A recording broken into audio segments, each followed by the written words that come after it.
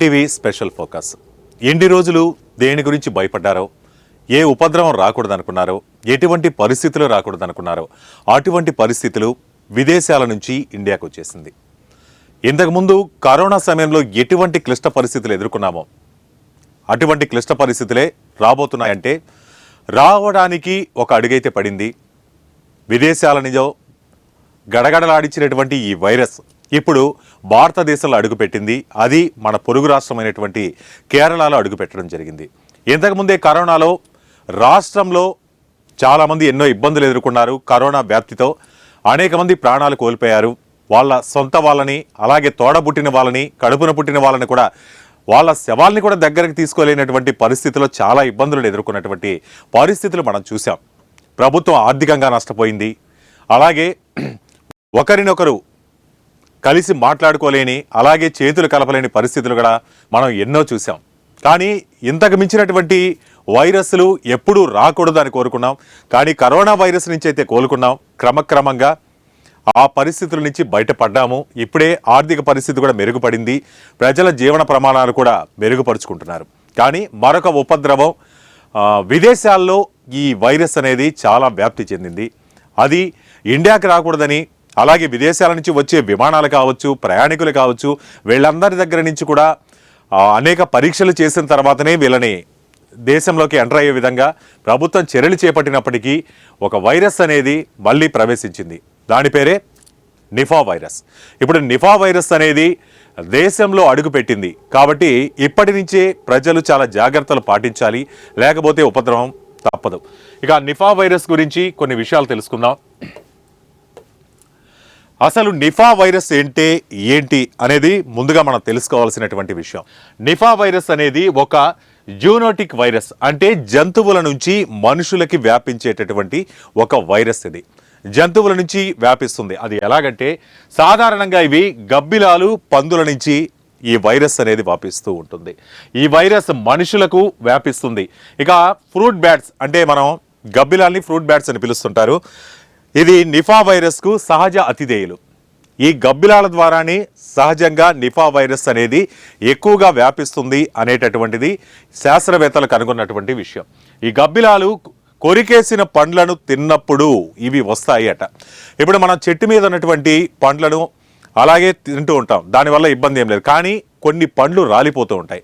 ఇవన్నీ కూడా గబ్బిలాలు చెట్ల మీద తిరుగుతున్నప్పుడు అవి వాటిని తిన్నప్పుడు సహజంగా కింద పడుతూ ఉంటాయి. అలాంటి కింద పడిన పండ్లను తిన్నప్పుడు ఈ వ్యాధి వ్యాపించే అవకాశం చాలా అంటే చాలా రెట్లు ఎక్కువగా ఉంటుందట. ఈ ఫ్రూట్ బ్యాట్స్, అంటే ఈ వైరస్కి ఇవి సహజ అతిథేయులు అవుతాయట. నిఫా వైరస్ సోకే ప్రమాదం ఉంది. ఈ వైరస్ ఒకరి నుంచి మరొకరికి వ్యాప్తి చెందేటటువంటి వైరస్గా దీన్ని శాస్త్రవేత్తలు గుర్తించారు. కాబట్టి ఇవి గబ్బిలాల నుంచి కావచ్చు, పందుల నుంచి కావచ్చు, అంటే కింద పడిన తర్వాత పందులు కూడా కొన్ని తింటూ ఉంటాయి. దాన్ని మాత్రం ఎట్టి పరిస్థితిలో కూడా ప్రజలు తీసుకోకూడదు. వాటి పట్ల జాగ్రత్తగా ఉండాలి. గబ్బిలాల ద్వారానే సహజంగా ముఖ్యంగా ఈ వైరస్ వ్యాప్తి చెందుతుందంటూ శాస్త్రవేత్తల పరిశోధనలో తేలినటువంటి అంశం. ఇంకా నిఫా వైరస్ వ్యాధి లక్షణాలను మనం ఒకసారి చూసుకున్నట్లయితే తొలుత జ్వరం ఉంటుంది, తలనొప్పి ఉంటుంది, కండరాల నొప్పులు ఇవన్నీ కూడా ఉంటాయి. ఇవన్నీ కూడా వచ్చిన తర్వాత ఏమాత్రం అశ్రద్ధ చేయకూడదు. వెంటనే వైద్యుడిని సంప్రదించాలి. దీనికి గల కారణాలను కనుక్కోవాల్సిన అవసరం ఉంటుంది. లేదంటే ఇది మరింత ముదిరి పాకాన పడిందంటే మనిషి ప్రాణాలకు కూడా ప్రమాదం ఏర్పడే పరిస్థితులు ఉంటాయి. వాంతులు, గొంతు బొంగురు పోవడం లాంటి లక్షణాలు కూడా ఉంటాయి. ఆ తర్వాత వైరస్ మెదడుపై ప్రభావం చూపుతుంది. నిఫా వైరస్ యొక్క వ్యాధి లక్షణం ఏంటంటే మొదటగా మనిషి ఒంటి మీద ప్రభావం చూపిస్తుంటుంది. అలాగే జ్వరం కావచ్చు, కండరాల నొప్పులు కావచ్చు, గొంతు బొంగురు కావడం కావచ్చు, ఇవన్నీ కూడా సహజంగానే, అంటే క్లైమేట్ చేంజ్ అవ్వడం వల్ల, లేకపోతే ఇంకోటో ఏదన్నా వేరే అంటే మనకి పడని వస్తువులు తినడం వల్ల ఇటువంటి గొంతు బొంగురు పోవడాలు, అలాగే చల్లనీళ్ళు తాగినప్పుడు కానీ ఇవన్నీ మనం అనుకుంటూ ఉంటాం.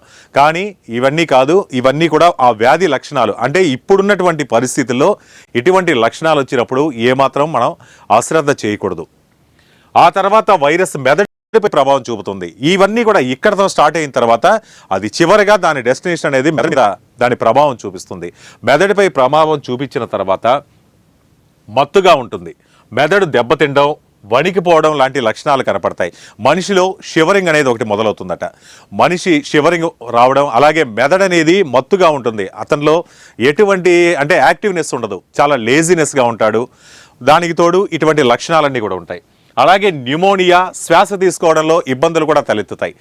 న్యూమోనియా అలాగే శ్వాస తీసుకోవడంలో చాలా ఇబ్బంది పడతాడు, అంటే గాలి తీసుకోలేడు, చాలా ఇబ్బంది పడుతూ ఉంటాడు. దీంతోపాటు రోగి 24 గంటల నుంచి 48 గంటలు ఫస్ట్ జ్వరం నుంచి మొదలవుతుంది. ఆ తర్వాత కండరాల నొప్పులు వస్తాయి. ఆ తర్వాత మొత్తంగా తలనొప్పి, వాంతులు, గొంతులు పోవడం వీటన్నిటితో స్టార్ట్ అవుతుంది. ఆ తర్వాత మెదడు అనేది చాలా ముద్దుబారిపోతుంది, అంటే యాక్టివ్నెస్ లేకుండా మబ్బుగా ఉంటారు. ఆ తర్వాత మెదడులోకి వెళ్తుంది. తర్వాత శ్వాస తీసుకోవడం, ఈ లక్షణాలన్నీ 1 by 1 స్టెప్ బై స్టెప్గా వచ్చి చివరికి 24 గంటల నుంచి 48 గంటల్లో అతను కోమాలోకి చేరిపోవడం జరుగుతుంది. దీనివల్ల ప్రాణాలు కోల్పోయే ప్రమాదం కూడా సంభవించే అవకాశాలు అయితే ఎక్కువగా ఉంటాయి. జ్వరం లాంటి లక్షణాలు వస్తే దీనికి సంబంధించి మనం చేయాల్సినటువంటి పరిస్థితి, ఈ లక్షణాలు వచ్చినా కానీ ఒకవేళ ఎక్కువ అవుతున్నా కానీ మనం తీసుకోవాల్సినటువంటి జాగ్రత్తల్ని ఒకసారి చూద్దాం. వెంటనే వైద్యుడిని సంప్రదించాలి. ఇది ఫస్ట్ స్టెప్ మనం తీసుకోవాల్సినటువంటిది. ఆ తర్వాత వైద్యులను సంప్రదించి వాళ్ళు చెప్పినటువంటి ప్రికాషన్స్ అనేవి మనం ఖచ్చితంగా పాటించాలంటూ వైద్యులు కూడా ఇదే విషయాన్ని సూచిస్తున్నారు. సొంత వైద్యం మానుకోవాలి. కరోనా టైంలో మనం చేసినటువంటి పనుల్లో కొంతవరకు సొంత వైద్యం అనేది పనిచేసింది, కానీ కషాయాలు తాగారు. దానికి సంబంధించి ఇమ్యూనిటీ పవర్ పెంచుకునేదానికి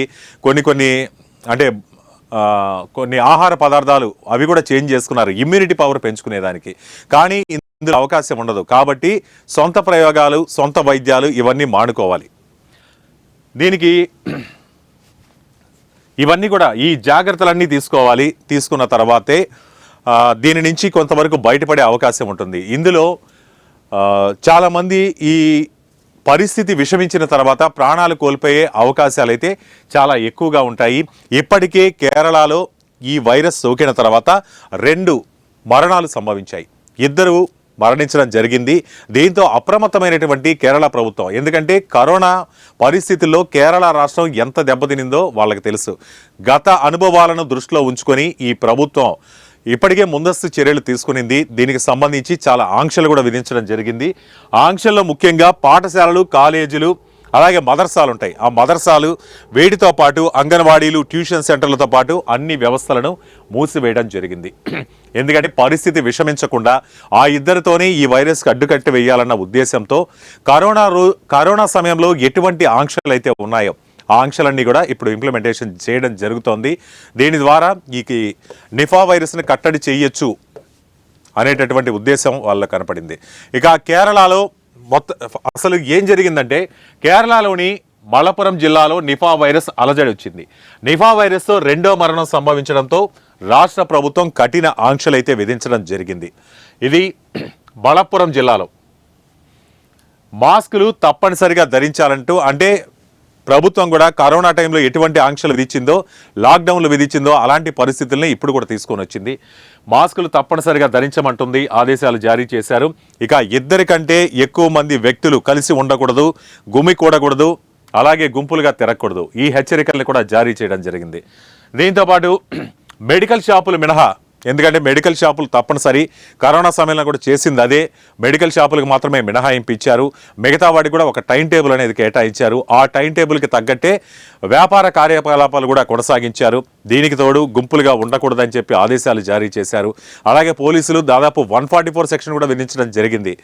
ఎవరైతే వీధిలో గుంపులుగా ఉంటారో వాళ్ళపైన చర్యలు కూడా తీసుకోవడం జరిగింది. అదే పరిస్థితి ఇక్కడ కేరళ అనుసరిస్తోంది. మెడికల్ షాపులు మినహా మిగతా వాటన్నిటికీ, కిరాణా షాపులు మాత్రం వాటికి ఉదయం 10 గంటల నుంచి సాయంత్రం 7 గంటల వరకు మాత్రమే వీటికి అనుమతులను కూడా ఇవ్వడం జరిగింది. ఉదయం 10 గంటల నుంచి రాత్రి 7 గంటల వరకు ఈ సమయంలోనే. కానీ ఇందులో కూడా గుంపులుగా వెళ్ళడం కానీ ఇటువంటివన్నీ ఏది చేయకూడదని చెప్పి ఆదేశాలు ఇచ్చారు. సినిమా థియేటర్లను కూడా మూసివేయడం జరిగింది. ఇక వివాహాలు, ఇతర శుభకార్యాలు వాయిదా వేసుకోవాలి. అసలు వాటికి వెసులుబాటు కూడా కాదు, ఏకంగా వాయిదా వేసుకోవాలి. వివాహాలు, శుభకార్యాలకి అనుమతినైతే ఇవ్వడం లేదు. దీన్ని వాయిదా వేసుకోవాలని చెప్పి సూచించారు. ఒకవేళ తప్పనిసరి అయితే పరిమితమైన మందితో మాత్రమే చేసుకోవాలి, బంధువులతో అధికారులు సూచించారు. ఇక సామాజిక దూరం పాటించాలి. సోషల్ డిస్టెన్స్ చాలా ఇంపార్టెంట్. సోషల్ డిస్టెన్స్ పాటించాలి. కాబట్టి ఎటువంటి లక్షణాలు ఉన్నా కానీ తగు జాగ్రత్తలు తీసుకోవాలంటూ ఇక్కడ కేరళ గవర్నమెంట్ కొన్ని స్పష్టమైన ఆదేశాలు కూడా జారీ చేసింది. మొత్తంగా కేరళ రాష్ట్రంలో కరోనా సమయంలో ఎటువంటి పరిస్థితులు ఎదుర్కొన్నారో అటువంటి పరిస్థితులు ఎదుర్కొన్నారు. నిఫా వైరస్ అంతర్జాతీయంగా కూడా విదేశాలలో ఈ వైరస్ విజృంభిస్తున్నప్పుడే భారతదేశం చాలా జాగ్రత్తలు తీసుకునింది. ఎన్ని జాగ్రత్తలు తీసుకున్నా కానీ ఏదో ఒక రూపంలో వచ్చింది. అది కేరళని తాకింది. కేరళలో ఇప్పటికే 2వ మరణం నమోదైంది. కాబట్టి చాలా జాగ్రత్తగా ఉండాలి. ఎటువంటి లక్షణాలు వచ్చినా కానీ చాలా జాగ్రత్తగా ముందస్తుగా వైద్యుడిని సంప్రదించాలి. ఈ లక్షణాలకు సంబంధించి అసలు ఎందువల్ల వచ్చింది, ఇది జనరల్ ఫీవరా లేకపోతే వైరల్ ఫీవరా లేకపోతే నిఫా వైరస్ తాలూకు సిమ్టమ్స్ అనేవి కూడా మనం చూసుకోవాల్సినటువంటి అవసరం ఉంది. దానికి తగ్గట్టు జాగ్రత్తలు తీసుకోవాలి. Social distance is important. ఆ తర్వాత మొత్తంగా సామాజిక దూరం పాటించాలి. దీంతోపాటు వివాహాలు కానీ శుభకార్యాలు కానీ ఏమన్నా ఉన్నా వాయిదా వేసుకోవడమే చాలా మంచిది. ఆ తర్వాత ముఖ్యంగా షాపింగ్ మాల్స్ వాటిలు కూడా కొన్ని షరతులు విధించారు. కేరళ ప్రభుత్వం అయితే ఇప్పటికీ 2 మరణాలు సంభవించిన నేపథ్యంలో చాలా కట్టుదిట్టమైన ఏర్పాట్లనైతే అంటే ఆంక్షలనైతే ఇచ్చింది. ఆల్మోస్ట్ లాక్డౌన్ విధించిందని మనం చెప్పుకోవచ్చు. కాబట్టి నిఫా వైరస్ కేరళ రాష్ట్రం నుంచి ఇతర రాష్ట్రాలకి వెళ్ళకముందే మిగతా రాష్ట్రాలకు వెళ్ళి ఆనాటి కరోనా పరిస్థితులు మళ్ళీ తలెత్తకుండా తగు జాగ్రత్తలు తీసుకోవాలి. ప్రతి వ్యక్తి కూడా ఏదైనా లక్షణాలు ఉంటే తప్పనిసరిగా తగ్గిపోతుందిలేనో లేకపోతే ఇంకో రకంగానే ఉండి గుంపుల్లో తిరిగేసి అందరినీ రిస్క్లో నెట్టే కంటే ముందుగా జాగ్రత్తలు పడి వైద్యుడిని సంప్రదించి వాళ్ళు ఇచ్చిన ప్రికాషన్స్ ప్రకారం నిఫా వైరస్ వ్యాప్తికి అడ్డుకట్ట వేయాల్సినటువంటి అవసరం ఉంది. సో ఇది ఇవాల్టి 1TV స్పెషల్ ఫోకస్. మరో ఇంట్రెస్టింగ్ టాపిక్తో మళ్ళీ కలుద్దాం. Until then keep watching 1TV news. ప్రతి క్షణం ప్రజల పక్షం.